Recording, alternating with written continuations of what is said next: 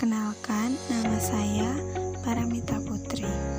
Pada video kali ini, saya akan menjelaskan materi tentang dasar-dasar akuntansi. Bagi kalian yang ingin mengetahui dasar-dasar akuntansi, bisa tonton video ini sampai selesai.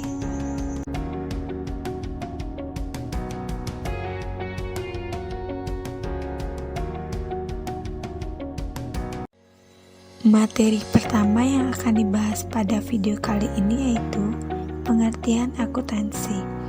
Secara umum, akuntansi merupakan suatu proses pengidentifikasian, pengukuran, pencatatan, serta pelaporan informasi ekonomi keuangan yang berfungsi untuk penilaian sekaligus pengambilan keputusan untuk pihak yang membutuhkan. Akuntansi juga sering disebut sebagai bahasa bisnis untuk mengukur hasil kegiatan ekonomi serta menyampaikan informasi kepada berbagai pihak termasuk manajemen, investor, serta kreditor. Lalu materi yang kedua yaitu tujuan akuntansi. Tujuan utama dari akuntansi sebenarnya adalah untuk menyajikan laporan keuangan sebuah organisasi kepada pihak yang bertanggung jawab. Misalnya, di sebuah perusahaan, tentu saja laporan tersebut harus dilaporkan kepada pihak manajer keuangan atau dewan direksi.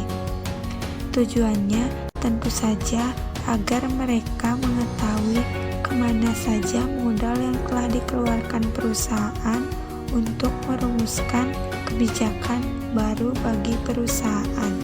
Lalu yang ketiga yaitu proses dalam akuntansi.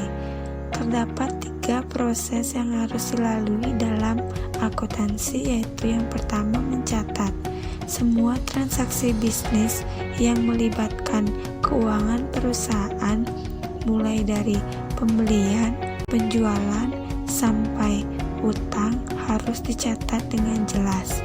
Lalu yang kedua, mengklasifikasikan transaksi-transaksi tersebut, kemudian diklasifikasikan sesuai dengan jenisnya di buku besar. Lalu yang terakhir yaitu pelaporan. Pencatatan tersebut kemudian dilaporkan ke manajemen untuk dijadikan sebagai bahan pertanggungjawaban dan perumusan kebijakan baru. Lalu materi yang selanjutnya yaitu fungsi akuntansi. Akuntansi memiliki peran yang paling penting dalam perusahaan ataupun organisasi. Tanpa adanya akuntansi dalam suatu perusahaan ataupun organisasi, mungkin pengelolaan keuangan akan berantakan. Lalu, fungsi yang pertama yaitu untuk mencatat keuangan secara sistematis. Tentu saja dalam mencatat transaksi keuangan perusahaan ataupun organisasi secara sistematis dan teratur, maka diperlukannya akuntansi. Yang kedua yaitu mencatat keuntungan atau kerugian organisasi. Dengan tercatatnya laporan keuangan yang rapi dan sistematis, maka besaran keuntungan dan kerugian dari organisasi akan diketahui dengan jelas. Lalu yang ketiga yaitu bahan pengambilan kebijakan. Setelah mengetahui keuntungan dan kerugiannya, laporan akuntansi tersebut bisa dijadikan sebagai bahan rujukan atau bahan pengambilan keputusan dan kebijakan. Lalu yang keempat yaitu melindungi aset organisasi. Akuntansi memang mencatat jumlah transaksi keuangan, tetapi proses ini juga bisa memastikan bahwa setiap aset digunakan secara sah. Materi yang kelima yaitu dasar-dasar akuntansi. Dalam ilmu pembukuan yang mengandung angka-angka ini, ada 6 dasar-dasar yang perlu diketahui. Dari dasar-dasar akuntansi ini, kita bisa dengan mudah menyusun sebuah pembukuan perusahaan.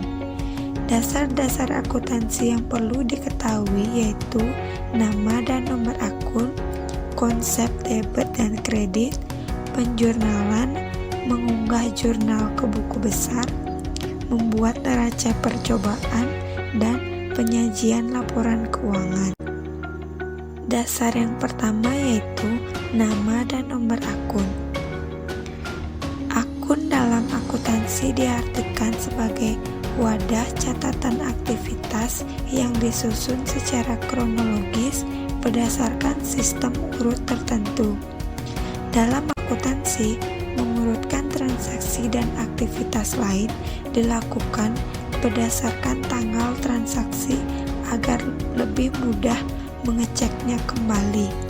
Kode atau nomor akun yang digunakan bertujuan memudahkan pengelompokan akun yang tercatat pada jurnal dan nantinya dimasukkan ke buku besar. Pentingnya nama dan nomor akun ini mengharuskan kita lebih teliti dan detail dalam menulisnya.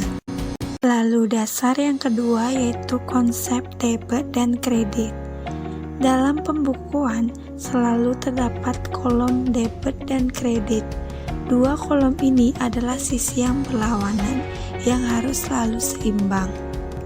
Setiap mengisi jurnal umum dan buku besar, diperlukan ketelitian agar dua kolom ini hasilnya sama.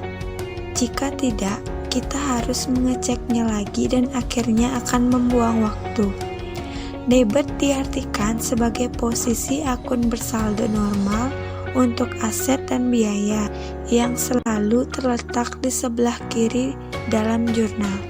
Saldo debit dijelaskan sebagai aset atau biaya yang mengalami penambahan dan terjadi pengurangan di sebelah kanan, serta kredit diartikan sebagai akun yang bersaldo normal untuk utang, pendapatan, dan modal yang letaknya di kolom kanan pada jurnal. Saldo kredit adalah akun utang, pendapatan, ataupun modal yang mengalami penambahan dan harus dikredit atau dicatat di sebelah kanan dan didebit di sisi kiri jika terjadi pengurangan. Lalu, dasar yang ketiga yaitu penjurnalan. Jurnal diartikan sebagai lembar kerja yang digunakan untuk mencatat transaksi yang terjadi pada perusahaan. Penjurnalan merupakan proses pencatatan transaksi dari bukti ke dalam jurnal. Jurnal terdiri dari beberapa jenis yang berhubungan dengan akuntansi dan harus kita ketahui, yaitu jurnal yang pertama, jurnal umum. Digunakan untuk mencatat semua transaksi secara rinci dan tujuannya mencatat penyusutan aset tetap perusahaan. Lalu yang kedua, jurnal khusus. Digunakan untuk mencatat transaksi khusus yang berkaitan dengan pembelian dan penjualan perusahaan. Lalu yang ketiga, jurnal penerimaan dan pengeluaran kas yang berkaitan dengan keluar masuknya kas perusahaan.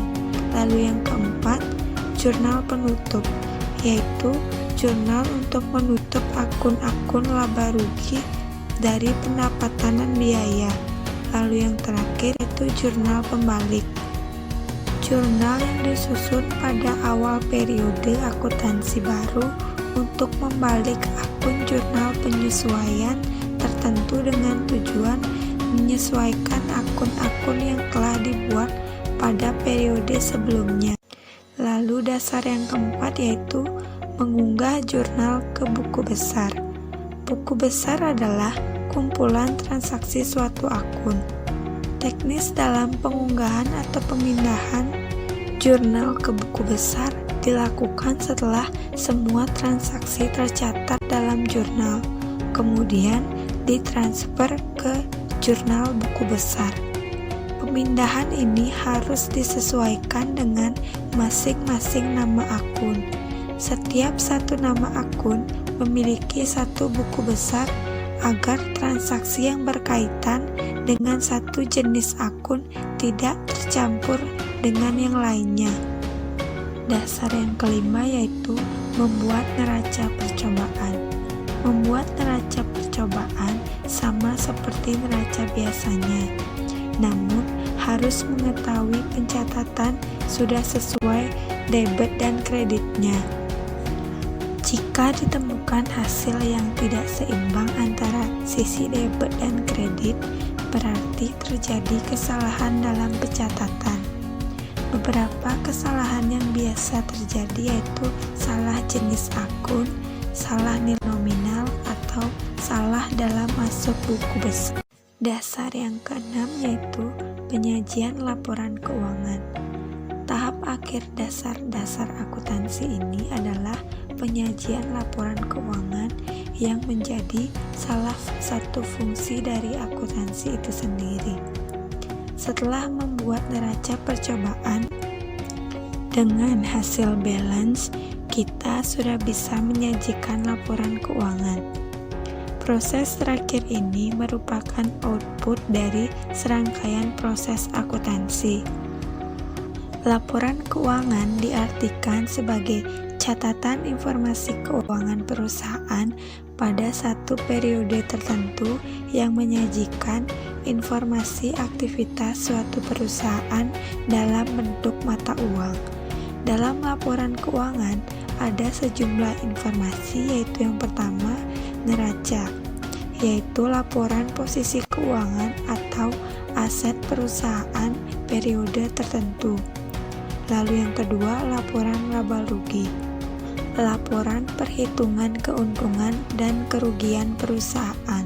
Lalu yang ketiga, laporan perubahan modal atau ekuitas, yaitu laporan penambahan atau pengurangan investasi dari pemilik modal perusahaan yang ditambah laba atau dikurangi kerugian. Lalu yang terakhir, laporan arus kas, yaitu laporan penerimaan dan pengeluaran kas pada investasi atau operasional perusahaan dalam periode tertentu.